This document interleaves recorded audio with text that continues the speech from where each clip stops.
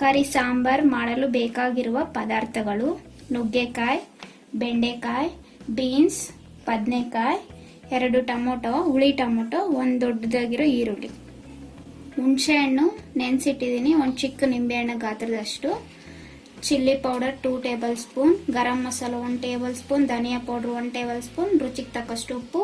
ಒಗ್ಗರಣೆಗೆ ಎಣ್ಣೆ, ಸಾಸಿವೆ, ಜೀರಿಗೆ, ಕರಿಬೇವು, ಒಣಮೆಣಸಿನ್ಕಾಯಿ, ಬೆಳ್ಳುಳ್ಳಿ. 1 ಕಪ್ ಹಾಲು ನೀಟಾಗಿ ತೊಳೆದಿಟ್ಕೊಂಡು ಸ್ವಲ್ಪ ಅರಿಶಿನ, ಸ್ವಲ್ಪ ಉಪ್ಪು, ಸ್ವಲ್ಪ ಎಣ್ಣೆ ಹಾಕಿ ಸಾಕೋಗಷ್ಟು ನೀರು ಹಾಕೊಂಡು 5 ವಿಸಿಲ್ ಕೂಗಿಸ್ಕೊಂಡಿದ್ದೀನಿ.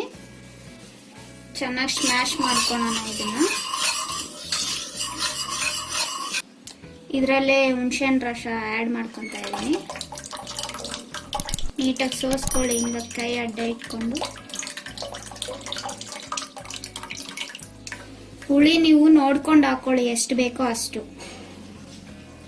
ಈಗ ಹೇಗೆ ಮಾಡೋದು ಅಂತ ಸ್ಟಾರ್ಟ್ ಮಾಡೋಣ. 1 ಬಾಣಲೆ ಬಿಸಿಗಿಟ್ಟಿದ್ದೀನಿ, ಎಣ್ಣೆ,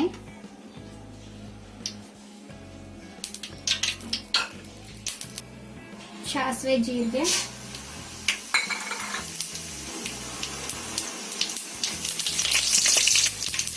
ಕರಿಬೇವು, ಒಣಮೆಣಸಿನಕಾಯಿ, ಬೆಳ್ಳುಳ್ಳಿ, ಈರುಳ್ಳಿ,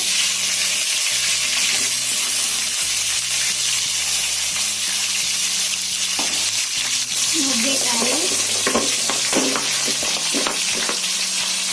ಬೆಂಡೆಕಾಯಿ, ಬೀನ್ಸು,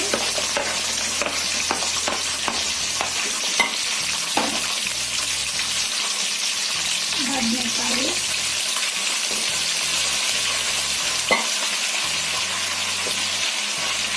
ಉಪ್ಪು ನೀರಲ್ಲಿ ನೆನೆಸಿಟ್ಕೊಂಡಿದ್ದೀನಿ, ಇಲ್ಲಾಂದರೆ ಬ್ಲ್ಯಾಕ್ ಬಂದ್ಬಿಡುತ್ತೆ ಬದನೆಕಾಯಿ.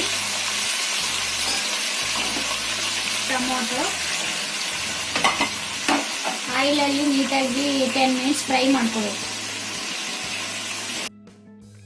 10 ಮಿನಿಟ್ಸ್ ಆಗಿದೆ ನೋಡಿ, ಸ್ವಲ್ಪ ಕಲರ್ ಚೇಂಜ್ ಆಗಿದೆ. 100% ಇದು ಕುಕ್ ಆಗಬಾರ್ದು, 70% ಆಗಬೇಕು. ಈಗ ಸ್ಪೈಸಸ್ ಆ್ಯಡ್ ಮಾಡ್ಕೊತಾ ಇದ್ದೀನಿ. ಚಿಲ್ಲಿ ಪೌಡರ್, ಗರಂ ಮಸಾಲ, ಧನಿಯಾ ಪೌಡರ್.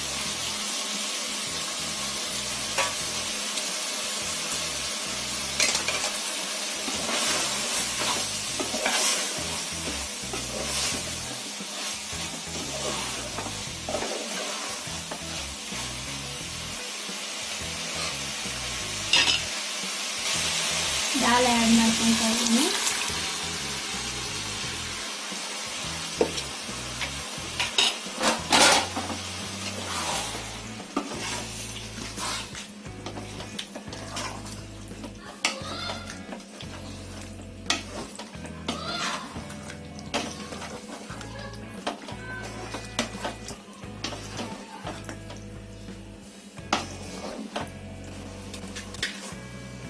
ಉಪ್ಪು ಹಾಕ್ತಾ ಇದ್ದೀನಿ. ನಾನು ಮುಂಚೆನೆ ದಾಲಲ್ಲಿ ಹಾಕಿದ್ದೀನಿ, ಆಮೇಲೆ ನೋಡ್ಕೊಂಡು ಹಾಕೊಳ್ಳಿ.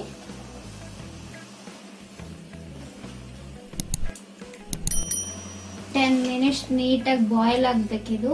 ಉಪ್ಪು ಖಾರನು ನೋಡ್ಕೊಂಡು ಹಾಕೊಳ್ಳಿ, ನಿಮ್ಮ ರುಚಿಗೆ ತಕ್ಕಷ್ಟು.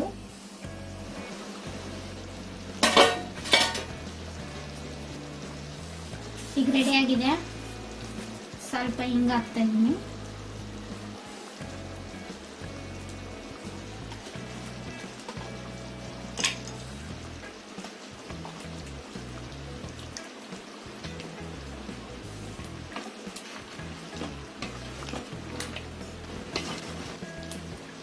ತುಂಬ ಚೆನ್ನಾಗಿರುತ್ತೆ. ಒಂದ್ಸತಿ ನಿಮ್ಮ ಮನೇಲಿ ಟ್ರೈ ಮಾಡಿ.